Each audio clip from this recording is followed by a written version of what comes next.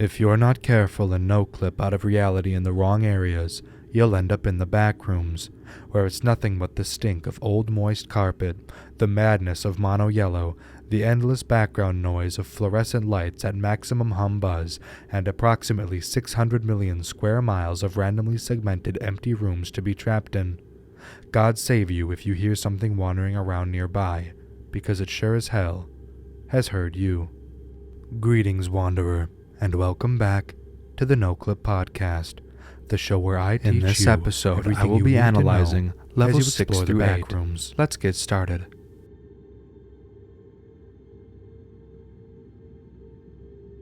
Level 6 is called Lights Out. It has a survival difficulty of Class 4. It is unsafe, unstable, and there is an undetermined entity count. Level 6 is the 7th level of the backrooms. Level 6 is an expansive complex of indeterminate size, consisting of metallic walls, brick floors, and complex systems of pipes. The entirety of Level 6 is shrouded in complete darkness as any source of light ceases to work. Thus far, no light sources have successfully created any light in this level, with candles not lighting, lighters not sparking, and electric lighting ceasing to work completely. Moreover, due to the level's darkness, it is not possible to take sufficient photographs of it.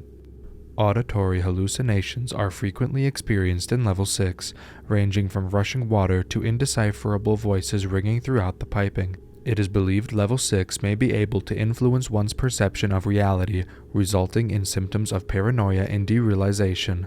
Despite possessing no known tangible threats, Level 6 is regarded as being one of the most dangerous levels in the backrooms because of its sheer darkness.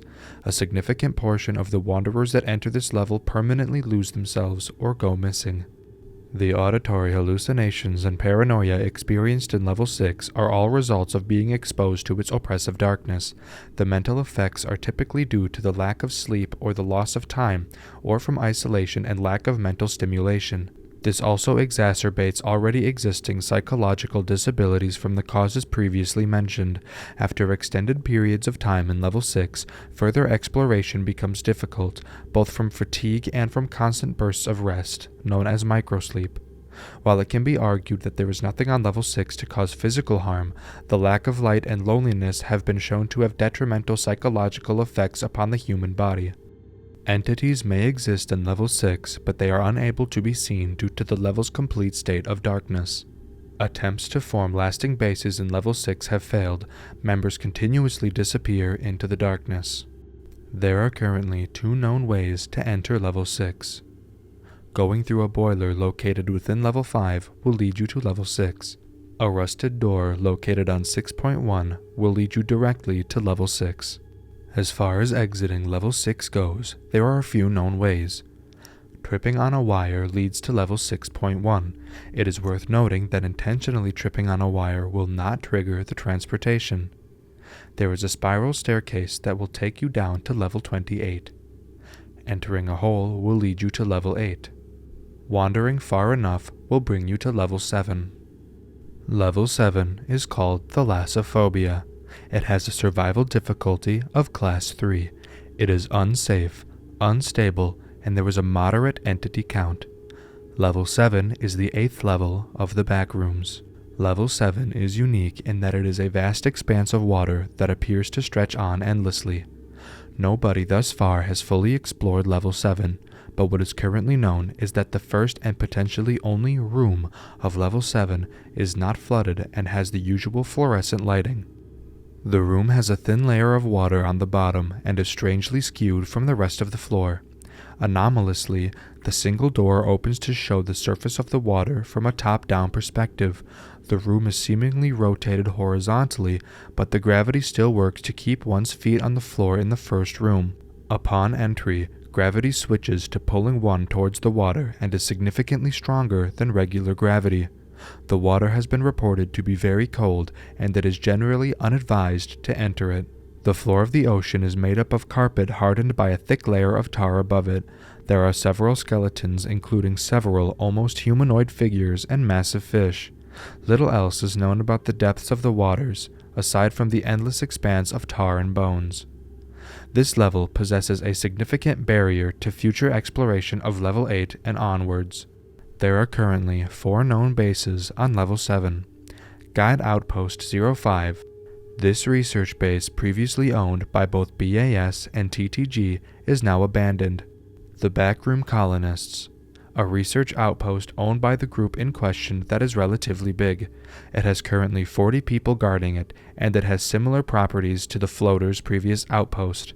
While it is pretty recreational, they have sea-related equipment to do experiments on the ocean. Outpost 207. It was created by the Outpost group. It is relatively friendly, open to trade.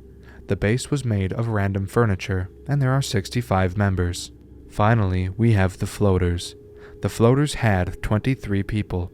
They lived in a medium-sized outpost with a makeshift swimming pool where they would swim both for fun and for exercise. It has been destroyed, and has been rumored to be taken by the thing from level 7. There are currently 3 known ways to enter level 7. Wandering far enough in level 6 will lead you to level 7. Going through a crack in the pool in level 151 will lead you to level 7. Attempting to drown yourself in the bathtub in level 598 will lead you to level 7. There are currently 3 known ways to exit level 7. An underwater-like hole located somewhere in the carpeted ocean will lead to level 8. Swimming through the water for an unguaranteed distance may promptly transport one to level 13. Certain locations under the water of the area may lead to level 37. Level 8 is called Cave System. It has a survival difficulty of Class 5. It is unsafe, unstable, and there is an entity infestation. Level 8 is the 9th level of the Backrooms. Level 8 is a vast cave system that has gained notoriety due to the presence of numerous spider-like creatures that inhabit it. The cave is poorly lit, with only a few scattered light sources located on the ceiling. However, even these sources of light will extinguish after only a few minutes of use, making it incredibly challenging and hazardous to explore this level. Aside from the low visibility, loud sounds reverberate throughout the caverns, attracting large numbers of spiders to the source.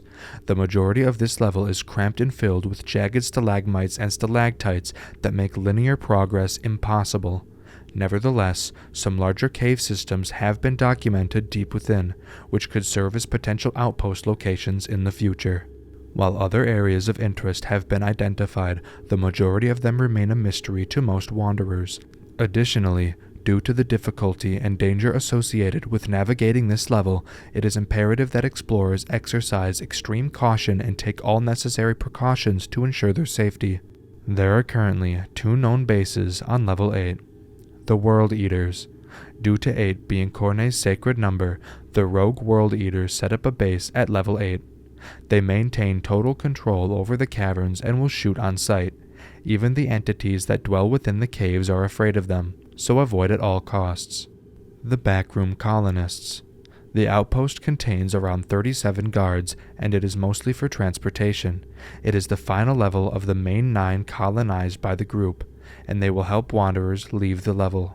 Level 8 is inhabited by a lot of different spider species. Explorers can find all the way from small brown and venomous spiders to king spiders. While some of them rely on their nest and their venom to survive, other species don't have venom and generally are just members of their nest, although it is advised to avoid every form of life present on the level. There's many nests that spiders made, most inhabited by small venomous spiders and massive king and queen spiders.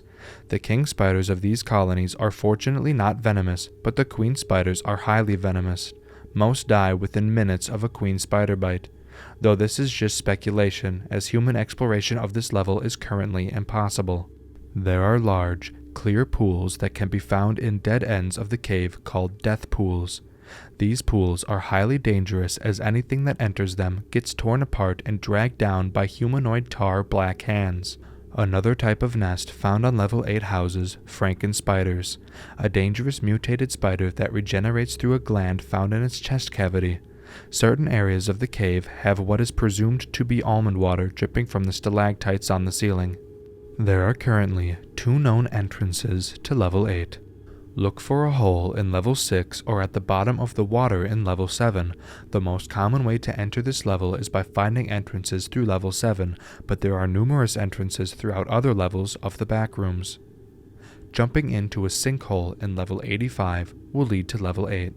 There is currently only one known exit to level 8. Trip or fall and you will get transported to level 9, but you also have an extremely low chance to be transported to level 153. All of the reported cases who got out of level 8 this way were by accident, so it's not certain whether falling intentionally will work or not. Thank you all for watching this episode of the Noclip podcast. If you'd like to see more episodes in the future, please follow or subscribe on whatever platform you happen to be listening on. This has been the Noclip podcast. Safe travels, watch out for entities, stock up on almond water, and we'll see you in the next one, Wanderer.